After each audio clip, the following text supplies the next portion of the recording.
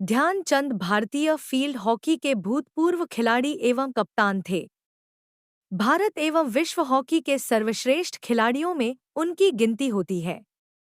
उनका जन्म एक क्षत्रिय परिवार में हुआ था। वे 3 बार ओलंपिक के स्वर्ण पदक जीतने वाली भारतीय हॉकी टीम के सदस्य रहे, जिनमें 1928 का एम्स्टर्डम ओलंपिक, 1932 का लॉस एंजेल्स ओलंपिक एवं 1936 का बर्लिन ओलंपिक। उनकी जन्मतिथि को भारत में राष्ट्रीय खेल दिवस के रूप में मनाया जाता है। उन्हें हॉकी का जादूगर ही कहा जाता है। उन्होंने अपने खेल जीवन में 1000 से अधिक गोल दागे। जब वो मैदान में खेलने को उतरते थे तो गेंद मानो उनकी हॉकी स्टिक से चिपक सी जाती थी। उन्हें 1956 में भारत के प्रतिष्ठित नागरिक सम्मान पद्म भूषण से सम्मानित किया गया था। इसके अलावा बहुत से संगठन और प्रसिद्ध लोग समय समय पर उन्हें भारत रत्न से सम्मानित करने की मांग करते रहे हैं, किंतु अब केंद्र में भारतीय जनता पार्टी की सरकार होने से उन्हें यह सम्मान प्रदान किए जाने की संभावना बहुत बढ़ गई है।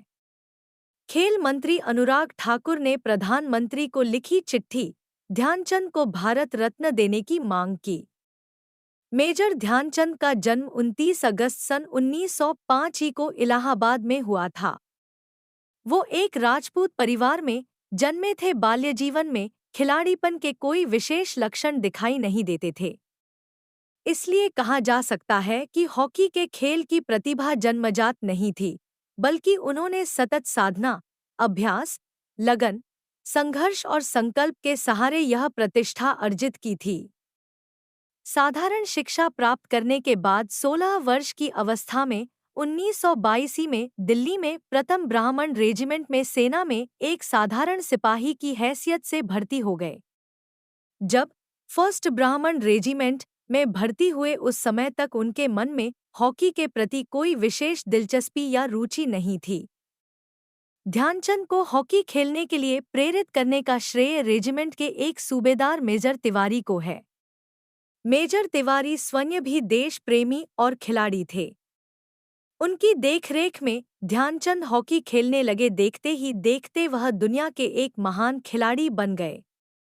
सन 1927 में लांस नायक बना दिए गए। सन 1932 में लॉस एंजल्स जाने पर नायक नियुक्त हुए। सन 1937 में जब भारतीय हॉकी दल के कप्तान थे तो उन्हें सूबेदार बना दिया गया। जब द्वितीय महायुद्ध प्रारंभ हुआ तो सन 1943 में लेफ्टिनेंट नियुक्त हुए और भारत के स्वतंत्र होने पर सन 1948 में कप्तान बना दिए गए। केवल हॉकी के खेल के कारण ही सेना में उनकी पदोन्नति होती गई। 1938 में उन्हें वायसराय का कमीशन मिला और वे सूबेदार बन गए। उसके बाद एक दूसरे सूबेदार, लेफ्टिनेंट और कैप्टन बनते चले गए। बाद में उन्हें मेजर बना दिया गया।